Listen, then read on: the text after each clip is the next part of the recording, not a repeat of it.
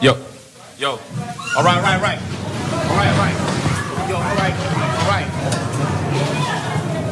Everybody stay still. Nobody move. Nobody move.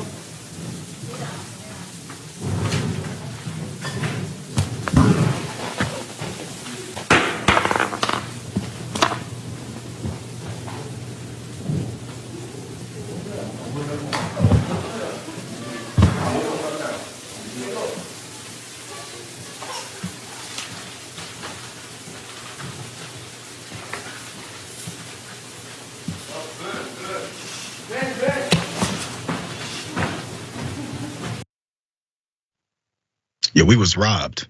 That's the Brooklyn pastor being interrupted while preaching on Sunday by armed robbers who broke into his church. Obviously took him for everything he's got at gunpoint. Very scary situation. Apparently they also pointed a gun at his young daughter as well. It's a horrific scene that happened there to Lamor Whitehead and his wife. They were relieved of over around $1 million of jewelry that was on them while they were preaching. So while he was then jacked for all of that, he did go to his own live stream and talk about what happened in his perspective and how upsetting it is. Let's watch more from what he had to say. All right. Today, we were in church during morning service, and as I was preaching, I seen 3 to 4 armed men come in, and I just told my church, because see, when you're a shepherd, right, you have to lead your sheep. You have to lead your sheep and you have to protect your sheep. And when I seen the armed men come in, it was specifically for me. It was specifically for me and of course my wife. And when I see them come into the sanctuary with their guns, I told everybody, get down. Everybody just get out, right? Everybody get out. I didn't know if they wanted to shoot the church up or if they was just coming for a robbery. I'm not gonna be too critical of it, but there's one thing I just have to point out, and this is a long-standing thing with pastors, so it's not just Whitehead here. When you're a shepherd, you have to protect your sheep. I'm a grown-ass man. If I'm in your church, I ain't no sheep. I'm not your sheep. You're not hitting me on the back with the little staff to push me back into the pen. I ain't your sheep. Okay, I just want to get that out of the way. So Whitehead he was talking about this whole thing that went down. Again, it was a pretty devastating situation. He says, I want justice. I want these men arrested. He's 44 years old. He said this on Instagram. He added that he's offering a $50,000 reward for the arrest and capture of these perpetrators. He said he was leading this morning service when 3 to 4 of them came up looking specifically for me, as he pointed out. And he said he did point out, as I mentioned, that one pointed their gun at his child's face. Horrific.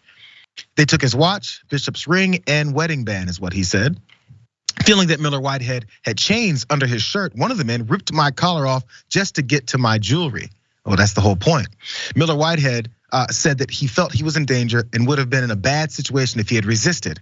He also pushed back on criticism that his flashiness invited the robbery. I hear you guys talking about that, saying that shootings have taken place at Brooklyn churches whose pastors were not flashy, but they probably figured they had some money in there. Really fast on this, because this is where the story takes a serious left turn, Rick. But first, thoughts on this robbery? No, I'm ready. I'm ready for the left turn. Oh, you're ready? Let's take take this left turn then. Yeah. So he's not happy with this robbery, with the ridicule that's come with it. But there's one of the members of his flock, one of these sheep, that's also not happy with him for very similar reasons. Let's go to this. Lamor Whitehead, the bishop of Leaders of Tomorrow International Churches in Canarsie, excuse me for mispronouncing that, is accused of convincing 56-year-old Pauline Anderson to invest nearly her entire life savings in one of his firms, with the promise that he could help her buy a home despite her bad credit history. That's what court papers say in this lawsuit. Anderson wrote Whitehead a $90,000 check, cashier's check, in November of 20, and relied on him to give her $100 monthly allowances to pay for her living expenses of her damn money. $100 a month?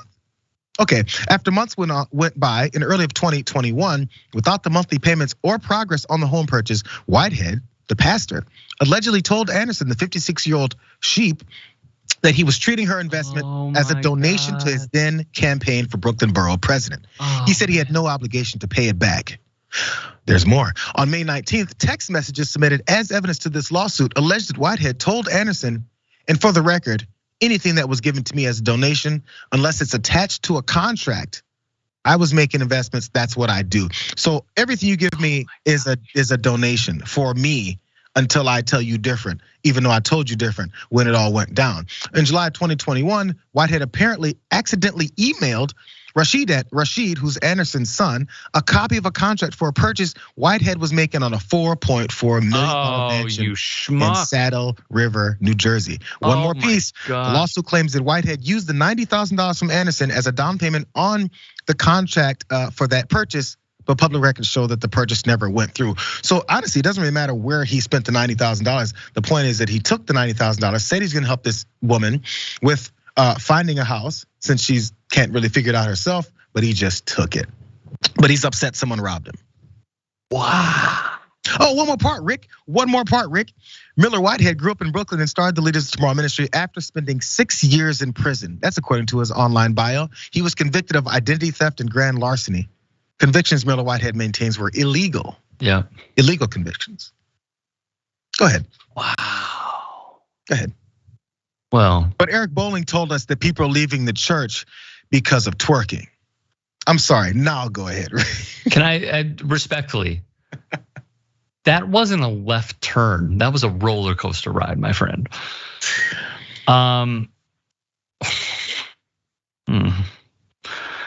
Okay. I also saw that he went on a show, the Larry Reed show, and they were having a discussion with him. He took offense to it. He body shamed one host and then used the F word and anti-gay slur at the main host, who is Larry Reed. I don't wish this on anybody. I don't think anybody should be robbed. Can I just say though, for having so much money, why does his church have like the cheapest setup ever? That's not what he's spending it on. That's why. Like can we show that again? Like the curtains and like. Yeah, people have made fun of that as well, and he said, "I'm not making fun of it. I'm just saying." He said those are step. He says those are step and repeats. Rick, I heard him defend all of this. I'm not making fun of it, but I'm just saying, like, look to the dude who's like seated right there. Like, this is a guy who's a mega millionaire, and he's like setting up in like some random apartment in New York. Like, I find it to be very odd. It's odd. Wait, yeah, it's just odd. I don't. It's odd. And like the gloating on like Instagram and stuff like that.